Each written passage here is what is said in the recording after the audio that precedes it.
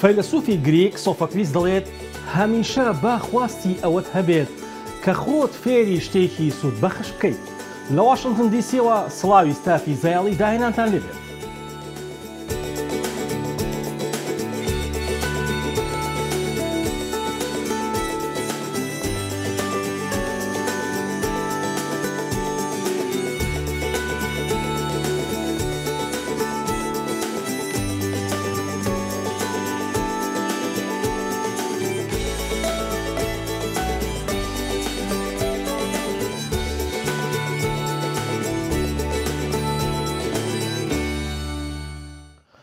ساڵی نوێ دەبێتە سەرەتایەک بۆ پێشبڕکێکانی خەڵاتی ئۆسکار. هەر لە ئێستەوە کۆمەڵێک دەرهێنەر و سینەماکار و ئەکتەر چوونەتە ڕیزبەندی ئەو پۆلیانکاریەوە. پەیامی ئەو فلیمانە زۆر تایبەت و ناوازن و گوزارشتن لەم ساتە وەختەی ژیان لەگەڵ پەتای کۆڤیددا و لەگەڵ قەیرانەکاندا.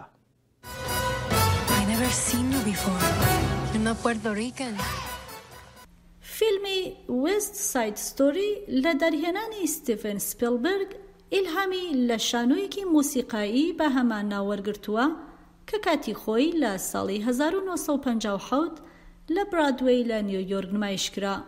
سپیلبرگ دەڵێ چیرۆکی فیلمەکە دەربارەی دوو گەنجی عاشقە لە دوو گروپی تاوانکاری نەیار لە شاری نیویۆرک. دابەشبوونەکان بەهۆی جیاوازی بیر و باوەڕەکانەوە مێژووی خۆی هەیە. دابەشبوونی نێوان دوو دەستەی قرشەکان و جێتەکان لە شانۆی ساڵی 1957 کە ئەم فیلمەش ئیلهامی لێوەرگرتووە زۆر قوڵ بوون، بەڵام هێشتا دابەشبوونەکان وەک ئەمڕۆ قوڵ و زۆر نەبوون.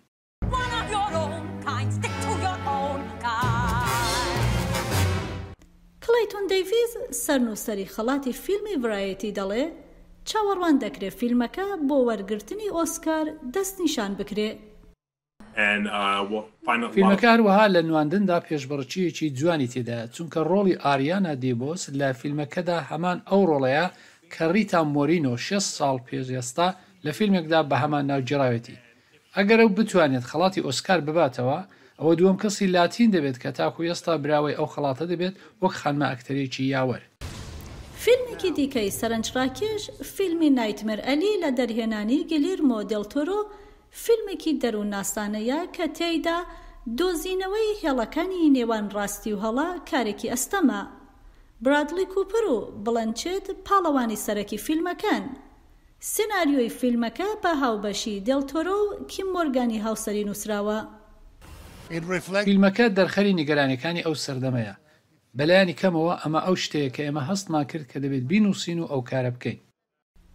فیلمی نوێتر فیلمی دۆنت لۆکاپە، فیلمێکی کۆمێدی تاڵ لە دەرهێنانی ئەدەم مەکیز. فیلمەکە دەربارەی هەڕەشێکی گەورەیە بۆ سەرزەوی کە تێیدا لێئۆناردۆ دیکاپریۆ و جێنیفەر لۆرنس دوو ئەستێرە ناسن کە هەوڵدەدەن دەسەڵاتدارانی جیهان ڕازی بکەن بۆ ئەوەی پێش ئەوەی زەوی لەناو بچێ کارێک بکەن بۆ ئەوەی بربەکارە ساتەکە بگرن.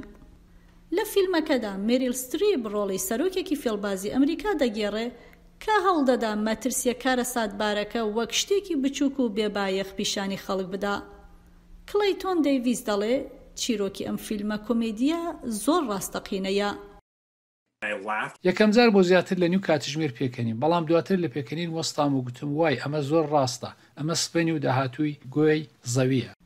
فیلمێکی باشیتر فیلمی ژیاننامەیی کینگ ڕیچارد، فیلمێکی پڕ لە هەستی باشە کە بووەتە جێگای سەرنجی ڕەخنەگەران و بینەرانی.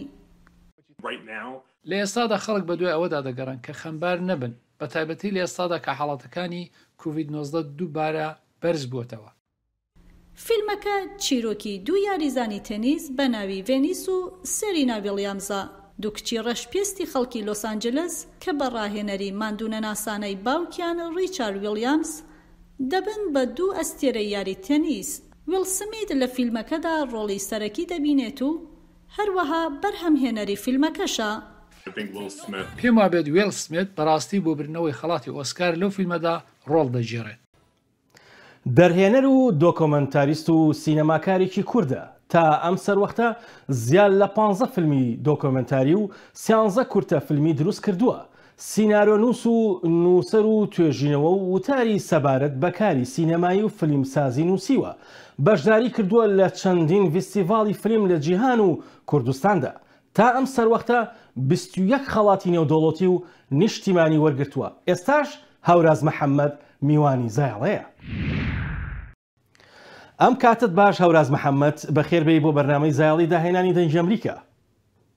زۆر سپاس کاگاسۆ، هەڵبەت زۆر خۆشحاڵم کە لەگەڵ تۆ گفتوگۆکەم. زۆر سپاس دەکەم هەوراز، هەڵبەت زۆر خۆشحاڵم ئێستاکە لەم شاشە بچووکەوە ئێستاکە دوای 13 ساڵ ئەتبینمەوە زۆر بەختەوەر بووم بە حەقەت. بۆ منیش هەروە هەم بینینی تۆ هەم قسەکردن لەگەڵ دەنگی کوردی ئەمریکا ئەو پەڕیمای خۆشحاڵیمە. زۆر سپاس دەکەم. هەڵبەت هەوراز ئەمێ بۆ دەست پێ بکەین ڕەنگە پرسیارێکی تەقلیدی بێ بۆی کە بارودۆخی سینەمای کوێیە، بەڵام ئەمەوێ بازەوە بکەین کە زۆر کاری سینەمایی کراوە، فیلمی سینەمایی زۆر بەرهەمێنراوە لەم چەند ساڵی دوایە لە ماوەی ئەم 15 ساڵەیە، هەم لە ڕۆژهەڵات هەم لە ناوچە کوردنشینەکانی تووشیا، لە هەرێمی کوردستان و لە سووریاش و هاوکار لە دەرەوەی کوردستانیش. تێکرامانە ڕەنگە کۆمەڵی ئاستەنگی زۆر لە بەردەم سینەمای کوردیا بێ کە ئەبینین چۆن بە زەحمەت ئیشی سینەمایی ئەکرێت و هاوکات کەمترین بەرهەمی سینەماییشمان هەیە لە چاو ئەوەی کە کورد لە زۆربەی شوێنەکانی دنیا هەیە و هاوکات لە 4 بەشی دیکەی وڵاتانی دنیا کورد هەن و ئیشی سینەماییشەکەن. ئەو ئاستەنگە گەورانە چین ئێستاکە لە بەردەم سینەمای کوردی و سینەماکاران و دەرهێنەران و وەبەرهێنەرانی کوردایە؟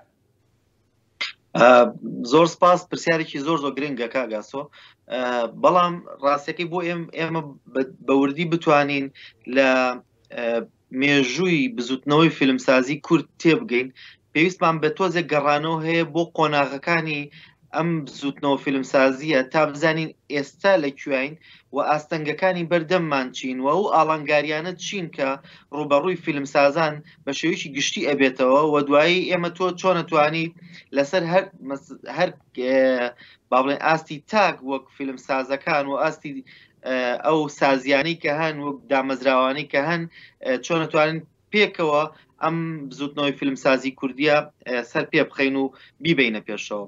هەڵبەت مێژووی فیلمسازی کوردی ئەگەرچی مێژوویی دێرینی بۆ ساڵی 1926 لەو یەکەم فیلمی هامۆ بەگنازارۆفەوە کە فیلمی زارایە دروستی کردووە ئەگەڕێتەوە بە قۆناغی جیاوازە لە قۆناغی یەکەمە ئەو فیلمانەی کە دروست دەکران ئەو فیلمانە بوون کە تەنها باسی کەیسی کوردیانە کرد. دەنا لە وڵاتی کوردستان بەرهەم نەهاتوون و فیلمسازەکان هونەریەکان تەنانەت ئەکتەرەکانیش کورد نەبوون، بەڵام فیلمەکە لەبارەی کوردەوە بووە. لە قۆناغێکی ترە ئەکتەری کورد هاتۆتە ناوەوە، کەیسی کوردی هاتۆتە ناوە، بەڵام فیلمەکان بە زمانی کوردی نەبوون. لەم قۆناغی دووەمە بە نمونە ئێمە ئەگەر دیقەت بین فیلمەکانی یەڵماز گۆنای کە ئەتوانین وەک باوکی فیلمسازی کوردیش بیبینین، فیلمەکانی بە زمانی کوردی نین، بەڵام لەبارەی ژیانی کوردەوەی بە شێوەیەکی ڕاستەقینە و ئەوی تر نییە هاتووە باسی تۆ بکە و خۆتی باسی خۆتەکەی، بەڵام لەبەر ئەو بارودۆخە سیاسیەی کە زمانی کوردی قەدەغە بووە نەیتوانێت فیلمەکان بە زمانی کوردی بەرهەم بێنێ. لە پێشهاتێکی زۆر سەیرە کاگاسۆ ساڵی 1990 بۆ 1991 لە باشووری کوردستان فیلمی نێرگز بووکی کوردستانە بە شێوەی سینەمایی لە باکوور هونەرمەندی گەورە نیزامەدین ئارێج فیلمێک دروستەکە کە ئەو کات پێم وایە لە ئەڵمانیا فیلمەکە بە ناوی سەفەرێک بۆ باکۆ، هەروەها لە ڕۆژهەڵاتی کوردستانیش دیسانەوە فیلمێک پێم وایە فیلمی گەلەگورگە. ئەمانە بێکەوە لەو قۆناغەیە کە هاوکات لە ڕووی با بڵێین مێژوویشەوە هاوکاتە لەگەڵ ڕاپەڕینی کورد لە باشووری کوردستان و ئەو جۆرێک لەو خۆسەریەی کە لە باشووری کوردستان پێک هاتووە فیلمە کوردیەکان دروستە بن. ئیتر لەم قۆناغۆ ئێمە لە قۆناغی سێهەمی فیلمسازی کوردیان کە فیلمەکان دەرهێنەرانی کورد دروستیەکان بەرهەمێنەرانی کوردن و ئەکتەری کوردیان تایە تا ڕادێک پرۆدیوسەرەکانیش کوردن.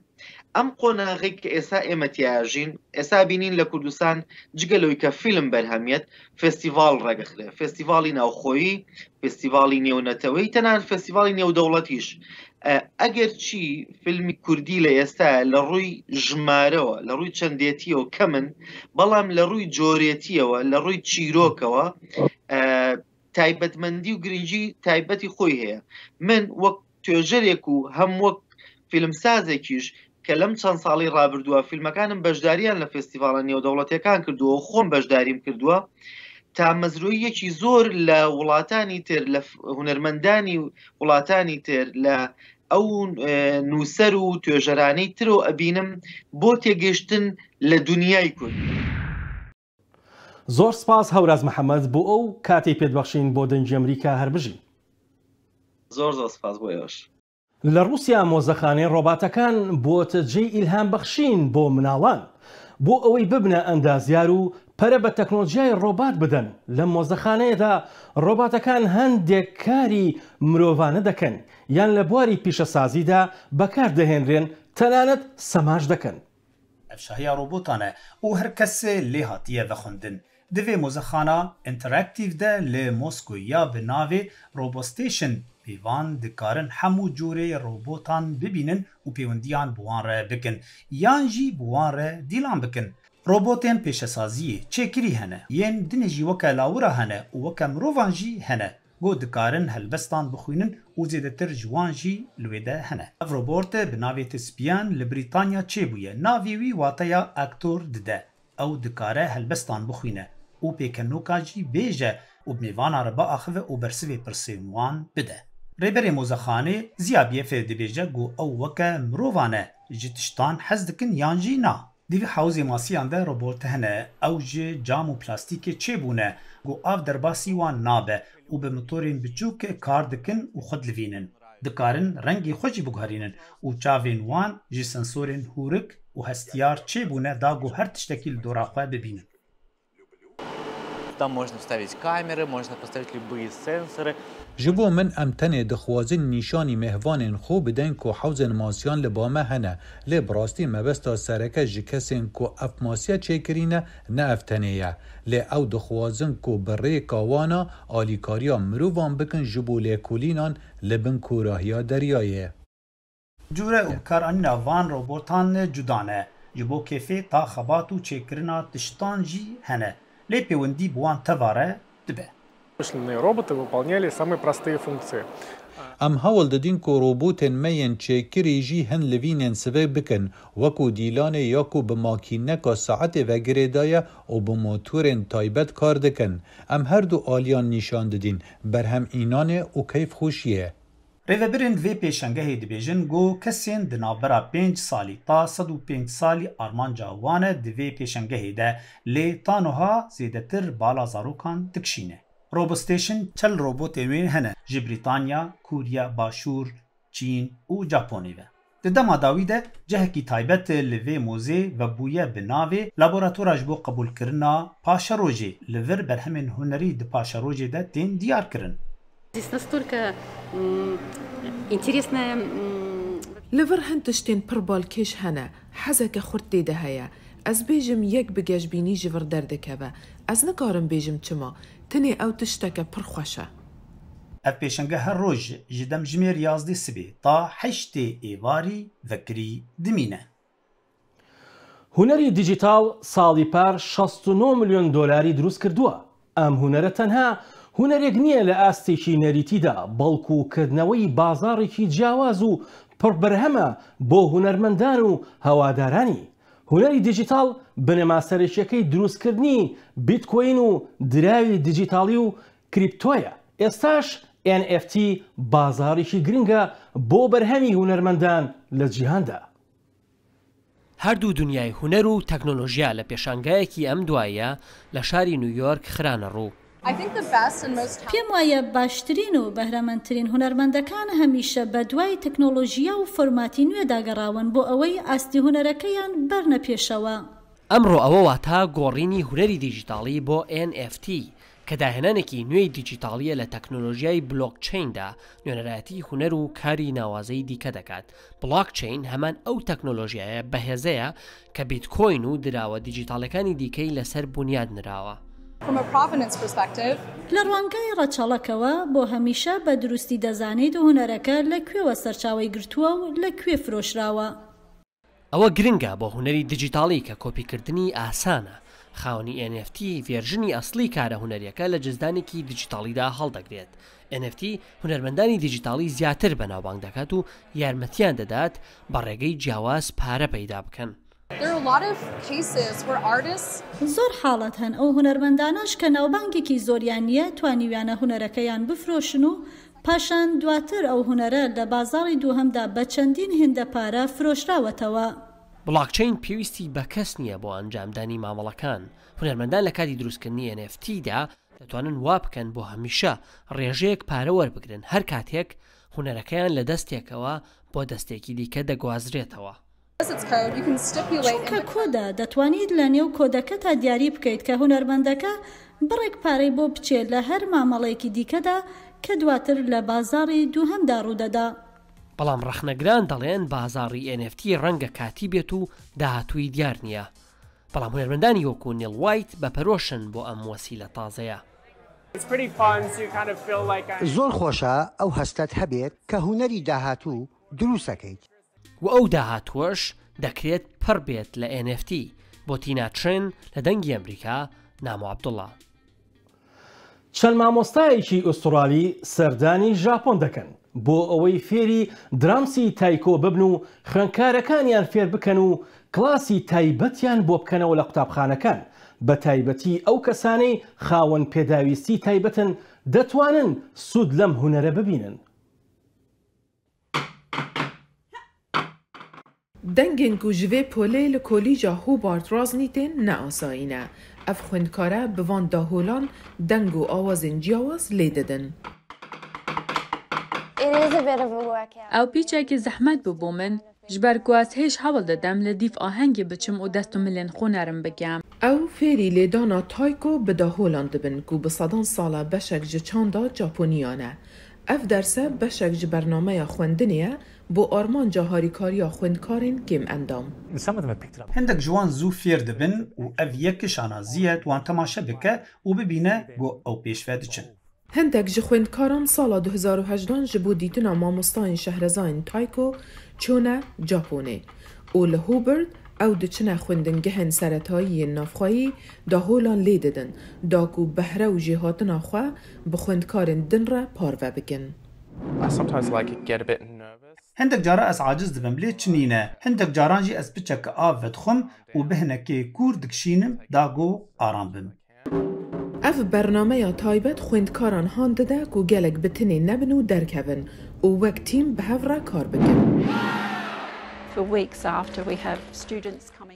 Piştî çend heftiyan jî xwendkardên cema û zarokan dibêjin waw hîn serdekê gelek baş û heybet bûn û ev yeke wan han det û bariya wan pir zêde diket. Damezlênerên vê bernameyê hêvîdarin ku di salên pêşîn de berfirhetir be û çûna Japonê berdewam be. Lê bû niha bo fêrbûn û parvekirina hunera tayko li deverên mala xwe razî ne. لاس ڤێگاس پێشوازی لە گەورەترین نمایشی جیهانی تەکنۆلۆژیای ئەلکترۆنی دەکات. بارهەڵگری کارەبایی و تەکنۆلۆژیای ئەزمموی واڵایی ئاسمان و هونەری دیجیتاڵ و نمایشکردنی ئۆتۆمبیلی کارەبایی پێشکەوتوو تێگرا پیشانگاکەیان ڕازاندۆتەوە. لەوانەیە پەتاکە تاوپسێنێ و ڕووداوەکان چەپ و ڕاست هەڵوەشێنەوە. بەڵام گەورەترین ڕووداوی جیهانی تەکنۆلۆژیا بەردەوامە. لە لاس ڤێگاس و بە ئۆنلاینیش زیاتر لە 2000 سەرپەرشتیارانی پێشانگا لە جیهان بەرهەم و خزمە گوزاریەکانی خۆیان پێشکەش دەکەن لە نمایشی ئەلکترۆنی CES. بواری زۆرمان هەن کە سنگ بخەنە سەر تەکنۆلۆژیای خۆراک و تەکنۆلۆژیای بواری وەڵای ئاسمان و هەروەها لەسەر پێداویستی وەکو NFT. هەروەها لەسەر ئاستی تەکنۆلۆژیای بۆشایی ئاسمانیش کۆمپانیای زیرۆ جی نمایشێکی پێشکەش کرد خەڵک دەتوانن ئەزمموی چونە بۆشایی ئاسمان و نەمانی کێشیان بکەن بێ ئەوەی گەشتەکەیان کرد بێ. فڕۆکەی بوینگی 1970یان دەستکاری کردبوو کە لە بەرزایی زیاتر لە 5.7 کیلۆمتر دەفری و وایە کرد هەموو شتەکان کێشیان نەمێنێ. کۆمپانیەکانی بەرهەمهێنانی ئۆتۆمبیلیش لەم ساڵدا ئۆتۆمۆبیل و بارهەڵگریشیان خستە ڕوو کە خۆی دەڕۆشت. BWM-مان هەیە و ئامازۆن کۆمپانیای زۆر باشمان هەیە بۆ نمونە کۆمپانیایەک کە تۆ سمپڵی پێدەوترێت کە هەستاوە بە دروستکردنی بارهەڵگرێک کە خۆی دەڕوات. بوارێکی تری تەکنەلۆجیە پێداویستی ماڵە کۆمپانیەکان وەک وەنڤالێت وا دەکا کە پێداویستیەکانی نێوماڵ زیرەکانە و سەلامەتتر بن. ئێمە پێشکەوتنێکی زۆرمان لە بواری کەلوپەلی زیرەکی نێو ماڵ لە خانوودا بەدی کردووە بەڵام لە ناو ئەپارتماندا بەدیمان نەکردووە. ئێستا کار بۆ ئەوەش دەکەین لەوەتای کۆڤید-19 لە گۆڕێدایە خەڵک حەز ناکات دەست بداتە دەرسکی دەرگا و بیکاتەوە لەبەر ئەوە تۆ لە هەر کوێیەک بیت بە یەک کلیک دەتوانی دەرگاکە بکەیتەوە. دەربارەی کارین تشۆبکە لە پێشانگای CES پێشانگاکەیان دەربارەی کۆمەلگایەکی تەکنۆلۆژیای جیهانیە کە لەگەڵ جیهاندا پەیوەندی ئەکات. سەبارەت بەو کەسانەی کە خۆیان دێن و پێشانگاکە دەبینن و هەروەها بۆ ئەوانش کە ناتوانن ئامادە ببن هەمویان دەرفەتیان بۆ دەڕەخسێ لە بینینی تەکنۆلۆژیای نوێ و بەستنی پەیوەندی لە ڕێگای ئۆنلاینەوە. ڕەنگە سەدان شوێنی بەناوبانگی رووسیا هەبن 100,000 کیلۆمەتر دیمەنی جوانی هەیە بەڵام لەڕی ئەم تەکنۆلۆژیایەوە دەتوانن سەردانی هەموو ئەو شوێنانە بکەیت سەردانی شارەکان و شوێنە گەشتیارەکان بکەیت وەک ئەوەی لەوێ بیت. فیستیڤاڵی شاری خنجیلانە لە رووسیا شاری بچووکراوی ئەندازیاری ڕۆسلافل کە دەکەوێتە باکووری ڕۆژهەڵاتی مۆسکۆوە هەفتەی ڕابردوو فیستیڤاڵی شاری خنجیلانەی تێدا ئەنجامدرا. ئەندازیارانی بیناسازی پرۆتۆتایپ لە سەرانسەری رووسیاوە ڕوویان لە شارەکە کردووە بۆ ئەوەی نەخشەی بیناسازی سێڕەهەندی بە شێوازی بچووکراوەیی دروست بکەنەوە. یۆرۆزلافل یەکێکە لە شارە پڕکارسازیەکانی رووسیا و گرنگیەکی تایبەتی هەیە لە مێژووی وڵاتەکەدا. لە دیزاینە سێڕەهەندیە دروستکراوەکەدا زیاتر لە 40,000 لایت و 500 بینا وەکو نەخشەی شارەکە دروستکراونەتەوە. Все достопримечательности городов они уменьшены 87 раз. هەموو بەشەکانی شارەکە نزیەکەی 87,000 بچوو کراوەتەوە. لەم ڕێگایەوە شارەکە دەناسین وەکو ئاڵقەی ئاڵتونی یەرەسۆڤال شاری ئاڵتونیە و ئەم نمایشەش دەرخەری ئەوەیە. ترافیک لایت و ڕێگای شەمەندەفەر و ئاگرکوژێنەوە بەردەوام لە کارکردندان وەکو ئەوەی ئەو شارە بە شێوازێکی بچووکراوە لە ژیاندا بێت. تیمە ئاگرکوژێنەوە ئێستا دەگەنە ناوەڕاستی شاری کاسترۆما کە چەقی ڕووداوەکەیە. خەڵک لێرە پێی دەڵێن فرانک پان. ئێستا تیمەکە دەگەن و ئاگرەکە دەکوژێنەوە. خەڵکانێکی زۆر ئامادەی پیشەنگاکە بوون بۆ لە نزیکەوە بینینی دیزاینە جیاوازەکان. وەکو ئامادەکاری پیشەنگاکە دەڵێت ئامادەبووان دوای بینینی دیزاینەکان تەمەنی ڕاستەقینەی خۆیان بیر دەچێتەوە و خەیاڵێکی شارێکی بچووکراوەی زیندوو گۆشیان دەکات. بەڕاستیشتی زۆر ناوازەی تێدایە من حەزم دەکرد لە دیزاینی بووکەڵەی هەڵفری و هەروەها ئیڤن و قۆڵ و دیمەنی جوانی شارەکە بە تایبەت پەردە ڕەنگاڵەکانی وەک دەزانین ئەم شارە ناسراوە بە شاری پردەکان بەڕاستی زۆر پێکەنی ناویشە لە هەمان کاتدا. پیشەنگاکە زیاتر لە 4 ساڵە کاری تێدا دەکرێت و ئامادەکارانی پلانی داڕشتنەوەی نەخشەی پایتەختی رووسیان هەیە بە هەمان شێوازی ناوازەی سێڕەهەندی دروستکراوە. لە شاری ئارلنتن لە ویلایەتی ڤێرجینیا ئۆرکێسترای سەمفۆنیای ڤێرجینیا دەگەڕێتەوە بۆ نێو هەوادارانی موزیک بەڵام بە شێوازێکی جیاواز لە بری هۆڵەداخراوەکان لە پارچێکدا نمایش دەکەن. سەرپەرشتیاری ئۆرکێستراکە باز لە وردەکاریەکانی ئەو هەوڵە دەکات. ji bo pêşegirtina belavbûna wêrsa korona çalakiyên hunerê ev demekê li derdorê paytext Washington sekinî bû. Hunermend û hunerxwez ji ber vê yekê ji hev dûr ketibûn. Li niha pêderpey çalakiyên hunerê dest pê dike. Ev projeke pir balkêş e ji ber ku em li pêş temaşevanan çalakî li dar dixin. Heta em heman demê de hem prova dikin û hem jî hunera xwe pêşkêş dikin. Ji ber bergiriyên COVID-19 çalakiyên hunerê li hundir hatiye sınordar kirin, hunermend ger ev derfetê bibînin li dervayê hunerê xwe pêşkeş dikin. Niha em di ceribandinekê çêkin, paşî em di lez dest bi konsertê bikin. Ji ber ku di nav ceribandin û pêşkeşkirina hunerê de wext tune ye, hunermend ev her du bi hev radikin. Tu dizanî me tinê demjimêrek heye. Hem bu pêşkeşkirina hunerê û hem jî bu ceribandinê. Ji ber vê yekê zehmetî çê dibin. لێ ji bo temaşewanan konser cê kêxweşiyê ku ev solekê jê dûr ketibûn.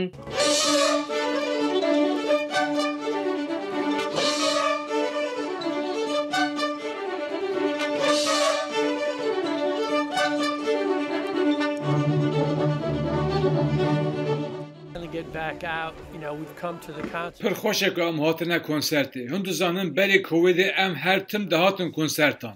Lê sala par em jê dûr ketin. Ji ber vê yekê ew derfeteke bêhem paya ku em hatine lêre.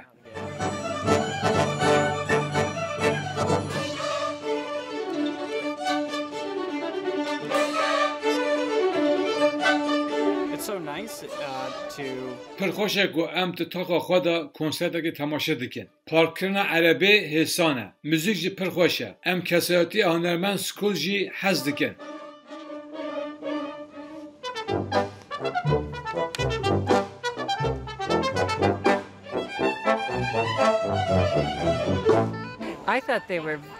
Li gor min ew hunermend pir jîr in. Bi taybet piştî min dît ku ew bêriya konsertê bi ceribandinekî Kurd ev konsertê çêkirin.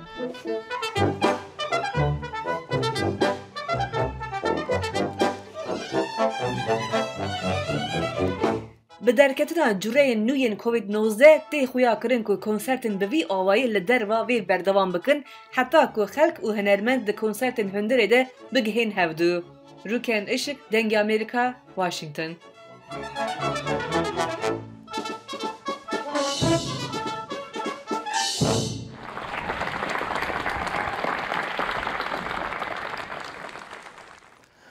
گۆرانیبێژ و ئەکتەری ئەمریکایی جیمی دین دەڵێت هەژاری هەرە گەورەترین هاندەرم بووە لە ژیانمدا تا زایڵەیەکی دیکە و داهێنان و جوانێکی دیکەی جیهان ماوەوە.